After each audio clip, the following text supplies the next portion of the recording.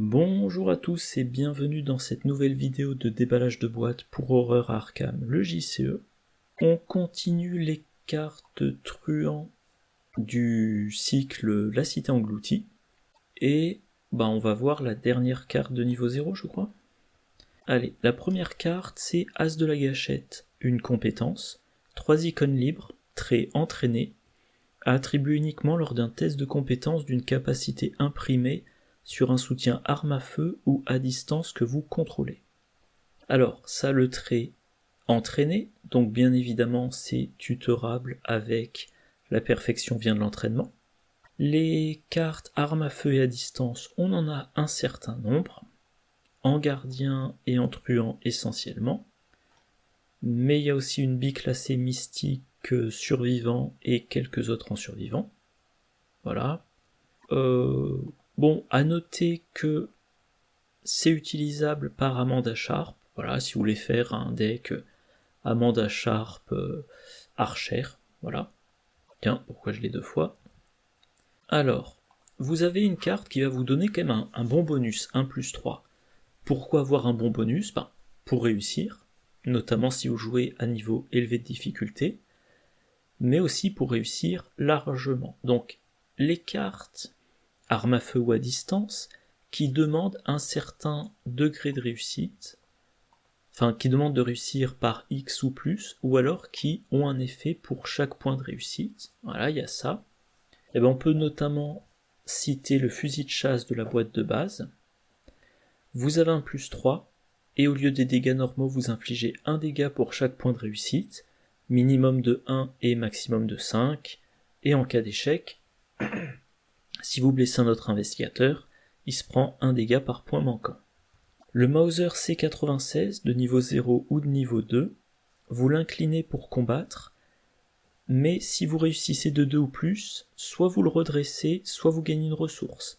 Et si vous avez la version de niveau 2, si vous réussissez de 4 ou plus, vous le redressez et vous gagnez une ressource. Voilà. Carte que moi j'adore dans des decks Tony Morgan. Donc voilà, cette carte-là peut vous inciter à faire un deck Tony Morgan biclassé chercheur pour avoir la perfection vient de l'entraînement et tutorer As de la Gâchette, déduction, perception et maîtrise. Voilà. Autre carte, Beretta M1918, arme à deux mains. Vous l'inclinez également, vous dépensez munitions, vous combattez. Si vous réussissez de 2 ou plus, soit vous le redressez, soit vous infligez un dégât supplémentaire, et si vous réussissez avec une différence de 4 ou plus, vous infligez un dégât supplémentaire, et vous le redressez. Voilà. Et bien évidemment, le fusil à canoncier, qui est l'équivalent chez les truands du fusil de chasse. Alors il vous donne pas de bonus pour combattre, mais vous infligez un dégât pour chaque point de réussite, d'un minimum de 1 jusqu'à un maximum de 6. Et en cas d'échec, un dégât par point manquant, sur un investigateur que vous blessez. Donc voilà, ça peut vous aider à réussir très largement avec ces armes-là. Alors Zoé Samaras, oui, elle peut la prendre, cette carte-là, grâce à son accès à 5 cartes de niveau 0 hors classe. Elle a aussi accès à la perfection vient de l'entraînement, donc si vous faites un deck dans lequel elle combat avec des armes à feu, 2 fois la perfection vient de l'entraînement, 2 fois As de la Gâchette, 2 fois maîtrise, 2 fois coup vicieux, 2 fois prendre l'initiative. Bon. Jenny Barnes, oui, elle a un pistolet. Alors son pistolet, oui. Alors je sais pas, ah oui, voilà, je vois. Elle aussi, elle a accès à 5 cartes hors classe, donc elle aussi, elle a accès à la perfection vient de l'entraînement. Lucius Galloway, il est biclassé chercheur truand. Et de manière plus générale, c'est intéressant d'avoir un gros bonus dans tous les decks qui cherchent de la réussite large. Voilà. Moi j'ai rien de plus à dire sur cette carte. Voilà. En carte suivante, Doppelganger, événement de niveau 1 qui coûte 2, trait, sort et ruse. Intéressant, quelqu'un m'a fait une remarque. Bon. Bref, donc Doppelganger, trait, sort et ruse. Myriade, rapide, à jouer uniquement lors de votre tour. Attachez cette carte à votre lieu, limite de 1 par lieu. Réaction: après qu'un ennemi est entré dans ou a quitté le lieu attaché, renvoyez Doppelganger dans votre main. Soit vous effectuez une tentative d'évasion contre cet ennemi, soit vous vous déplacez immédiatement vers le lieu attaché. Vous avez le droit de déclencher cette capacité depuis n'importe quel lieu. Donc, on a une carte qu'on met dans un lieu, en avance, en prévision du moment où un ennemi entrera dans le lieu ou en sortira. Par exemple, si on a un ennemi chasseur sur les talons, ou alors si un ennemi, éventuellement, si un ennemi chasseur dans votre lieu, mettons incliné, vous jouez cette carte, vous sortez du lieu, vous savez que l'ennemi chasseur, plus tard, quand il activera son effet de chasseur, il sortira du lieu. Alors, effectuer une tentative d'évasion, vous retardez le moment où il peut vous attaquer, éventuellement vous retardez le moment où cet ennemi chasseur quittera le lieu. Ok.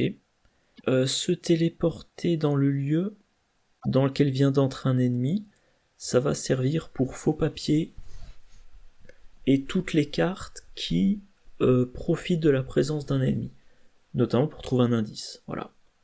Voilà. Alors, sous surveillance, donc pour rappel, sous surveillance, on l'attache à son lieu, on peut en avoir un maximum par lieu.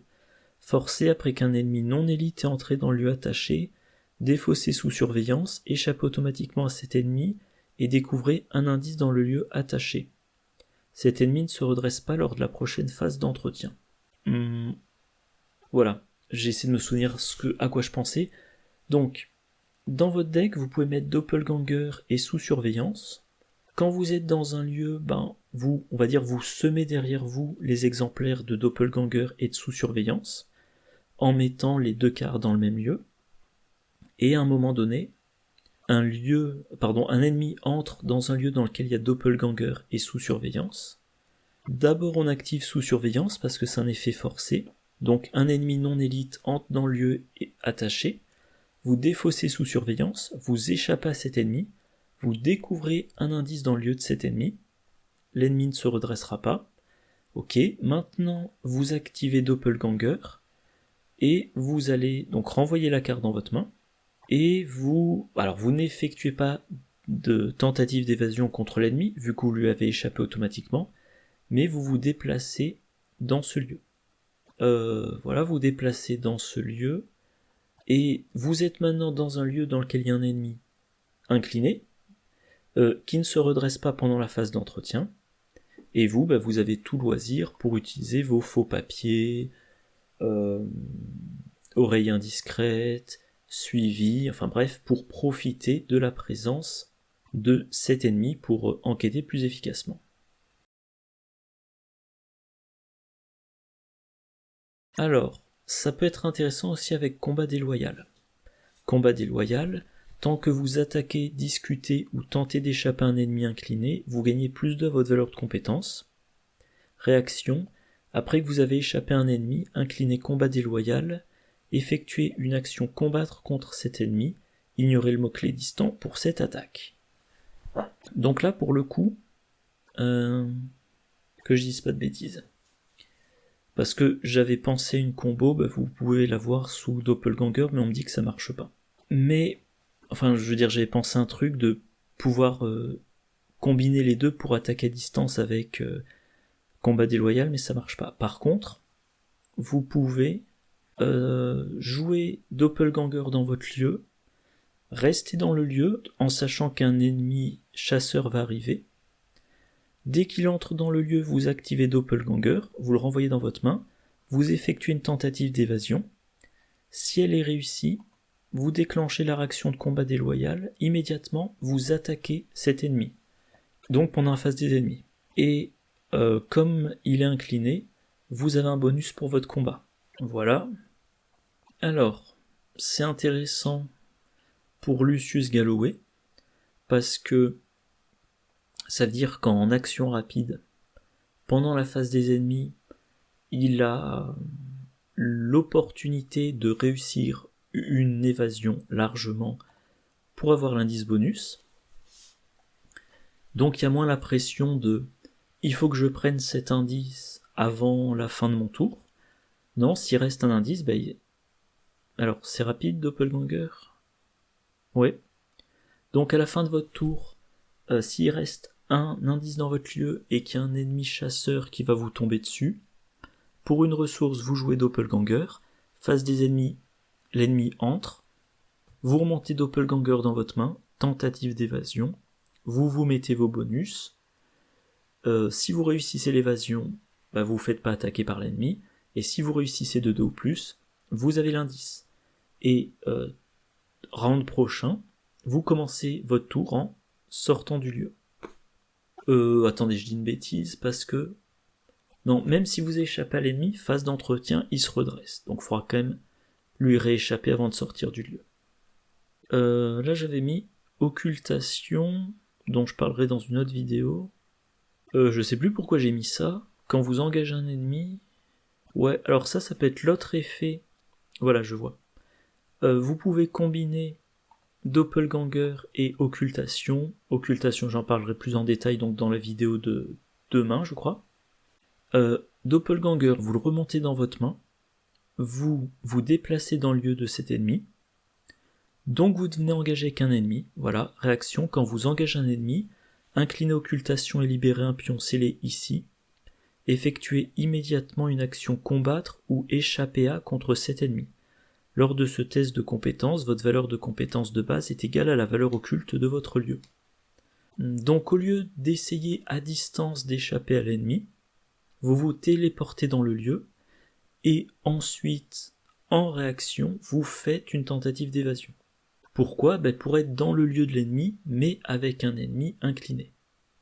Par exemple, alors, incliné pendant la phase des ennemis, parce que phase d'entretien, il se redresse. Par exemple, Trish Carboro, elle a laissé des indices derrière elle. Pardon, j'ai beaucoup parlé ce matin. Elle a laissé Doppelganger.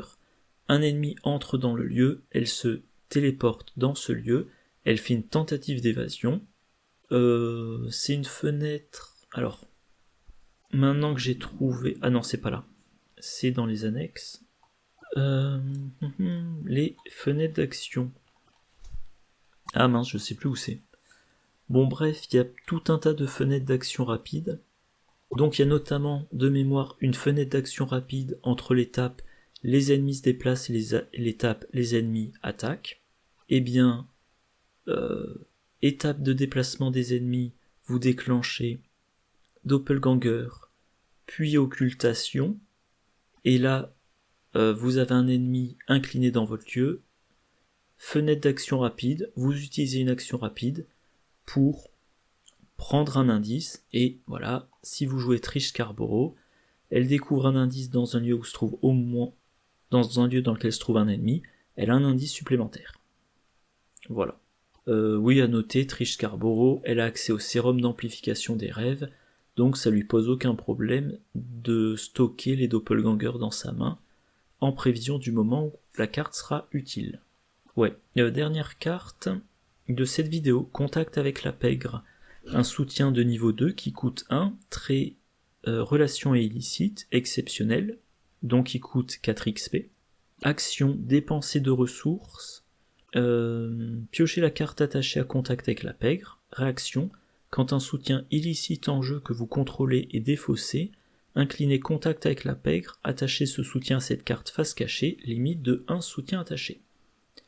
Donc grosso modo on a une carte qui vous dit un soutien illicite devrait être défaussé, et ben non, tu le mets de côté, et quand tu peux, tu le repioches. Voilà.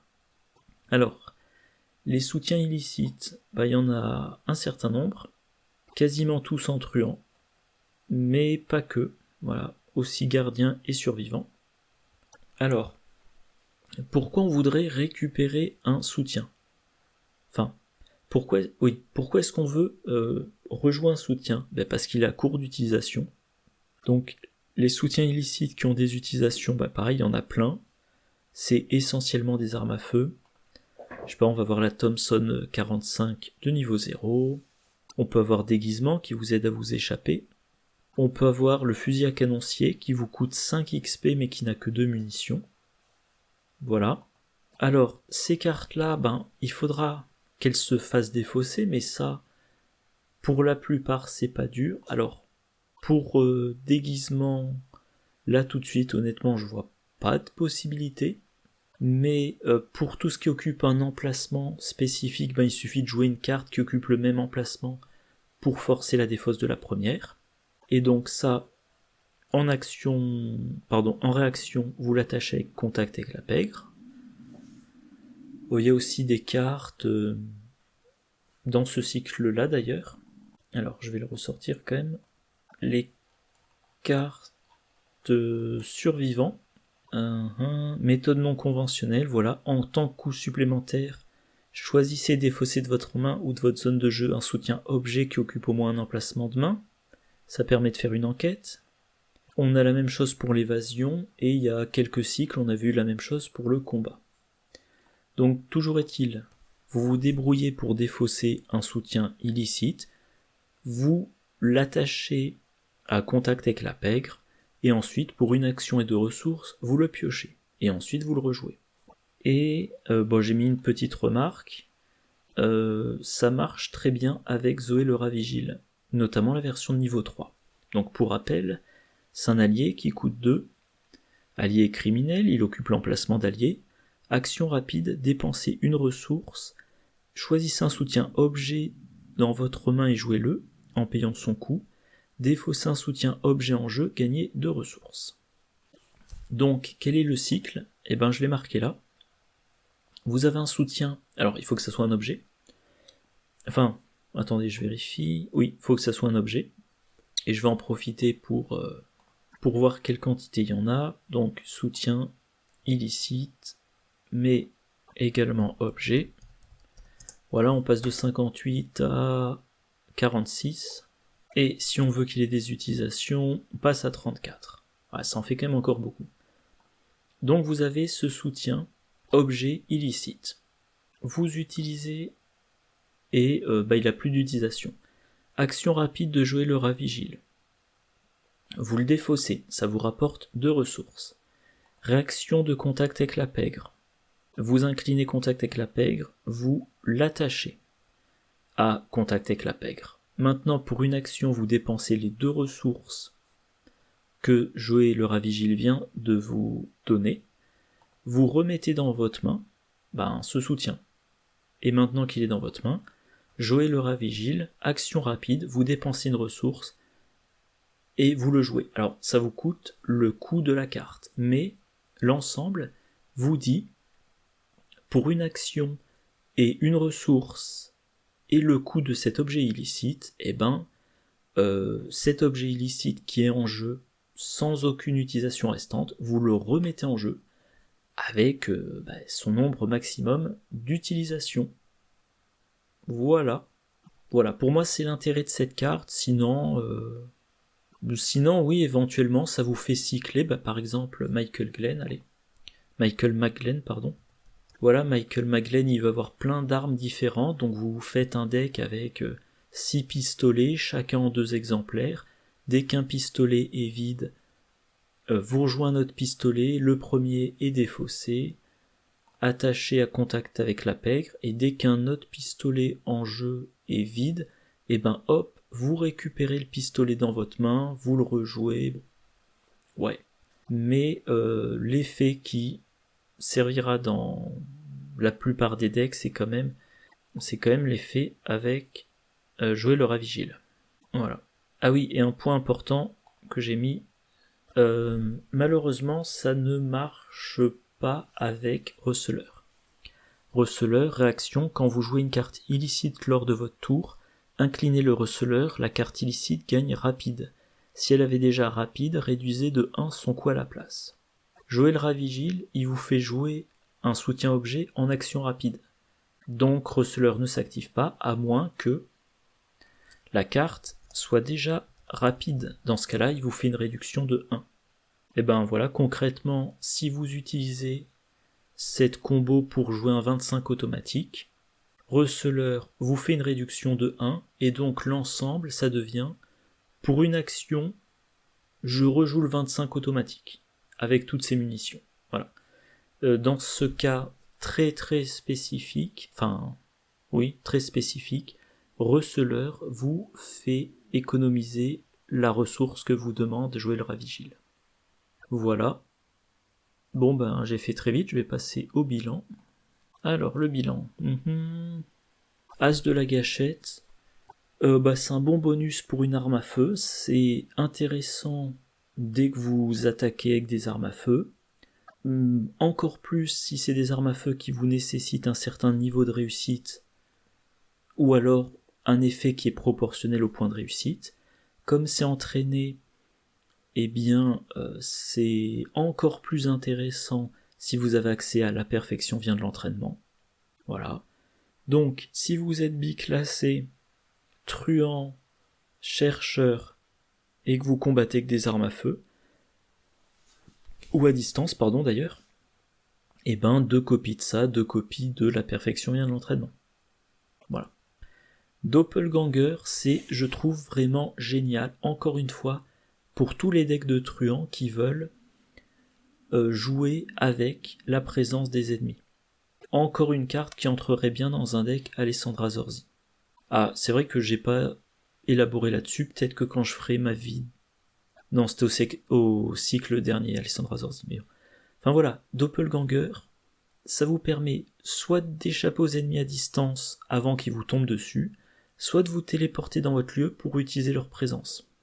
Et Alessandra Zorzi, par exemple, elle peut se téléporter dans le lieu de l'ennemi, lui attacher séduire, puis déplacer l'ennemi comme elle veut. Donc si pendant tout le début du scénario elle se dit mince, j'ai pas d'ennemi, je peux pas utiliser séduire, elle continue à aller de lieu en lieu, pour aller vers les lieux dans lesquels elle peut enquêter facilement sans ennemi, grâce à lampe torche par exemple, et dès qu'il y a l'ennemi, alors évidemment il faut que ce soit dans un lieu avec Doppelganger, mais elle s'y téléporte, séduire, et enfin elle peut jouer avec un ennemi. Voilà. Donc carte très intéressante, autour de laquelle il faudra construire ses decks. Et particulièrement intéressant pour Trish Scarborough, entre le fait qu'elle a accès à sérum d'amplification des rêves pour stocker les 3 exemplaires dans sa main, et le fait que échapper aux ennemis l'intéresse, pour les garder, pour activer sa capacité, et se téléporter l'intéresse pour aller utiliser la capacité dans le lieu de l'ennemi. Voilà. Faudra que je regarde, je vais peut-être jouer cette carte-là dans la civilisation oubliée avec Trish. Contact avec la pègre, carte très intéressante, très sympathique, mais aussi, de mon point de vue, ça va être extrêmement restreint. C'est une carte qui fait cycler des soutiens illicites. Alors des soutiens illicites, on peut en avoir dans tous les decks truands, mais mettre une carte en un seul exemplaire pour 4 XP pour cycler les soutiens illicites, 4 XP ça commence à faire beaucoup, donc il faudra vraiment que le deck soit pensé autour de cette carte, et pour moi, ça veut dire que dans le deck on a aussi joué le Ravigile pour la combo que je vous ai mentionné plus tôt dans la vidéo, et ça va être... ça va être un deck qui veut faire cycler son objet illicite, son 25 son 25 automatique, son fusil à canoncier, plutôt que de mettre 5 cartes dans votre deck pour recharger des munitions, non, votre fusil à canoncier, si par exemple vous jouez Tony Morgan, vous pouvez dire, j'ai le canon, je vais y arriver, j'ai le fusil à canoncier, et puis j'ai 2 contrebandes, j'ai 2 munitions supplémentaires, j'ai 2 recharges rapides, pour l'alimenter en permanence en munitions. À la place, vous pouvez dire tout simplement contact avec la pègre, plus jouer le Ravigile. Voilà. Donc, encore une fois, carte autour de laquelle on construit son deck, mais carte géniale dans les bons decks. Voilà, c'est tout pour cette vidéo. Demain, on finit les cartes truands, avec occultation, regardez ça de niveau 3, et Gatling, si je dis pas de bêtises. D'ici là, je vous souhaite une bonne journée, une bonne soirée, de bonnes parties, et je vous dis à la prochaine, au revoir.